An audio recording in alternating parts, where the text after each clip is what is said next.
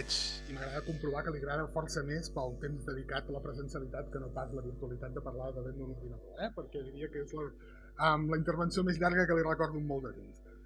En tot cas, permeti'm, com que al principi m'ha fet una mica de trampa, que també ja està bé, perquè això anima bastant els plens, evidentment que coneixem molts alcaldes que treballen i, de fet, això habitualment va vinculat a la grandària del municipi i no confonem mai dedicació amb règim de cotització, perquè si recorda, al principi no li hem criticat mai el règim de dedicació de cotització entre president del Consell Comarcal i alcalde de Castellar, perquè entenem que la dedicació és una. Ara, és evident que les hores del dia són limitades, per poc que es dormi i per poc que encara menys que es vegi a la família, i que unes hores dedicades a una activitat professional fora de l'Ajuntament doncs resten oportunitats. Entre altres coses perquè vostè és cap d'una empresa de 200 treballadors. Això el distingeix, doncs, evidentment, de l'alcaldessa de Barcelona, però també de l'alcalde de Sant Pere de Torelló. I aquí, doncs, això marca unes responsabilitats diferents que nosaltres, vist on som i vist com ens estem movent, ens preocupen. Perquè això sí que li puc garantir, i vostè amb això estarem molt d'acord.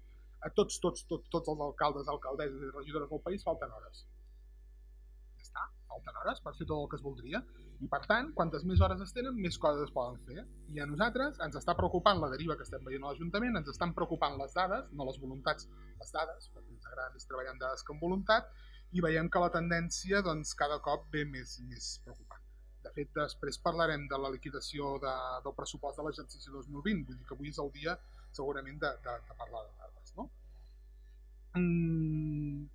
Que vostè parlava també dels projectes i escolti, ho celebro molt, i saben que nosaltres sempre els hem animat a presentar qualsevol projecte i projectes com el Ripoll, ja fa molts anys que anàvem esperonant a l'equip del govern perquè s'hi dediqués i ens encanta que s'hi dediquin i tot el suport i fantàstic, però és que han brillat per la seva absència durant molts anys i tot això que ens anuncia tant de bo se n'en surtin en tot i tant de bo aquests projectes doncs, funcionin molt bé i a final d'any ho veiem en què han impactat, perquè de veritat tenim els nostres dubtes i si em permet, ja també avui parlo una mica del convergent de tota la vida, no sé perquè és igual, potser m'hauria de fer una mica, però en tot cas l'altre dia amb el company Oriol Martori repassàvem el pla estratègic que va elaborar Lluís Maria Corominas el 2003 i vostès encara són allà en aquell pla estratègic, o sigui, com a ciutat aquell pla estratègic, les accions que estan contemplant s'estan desenvolupant ara.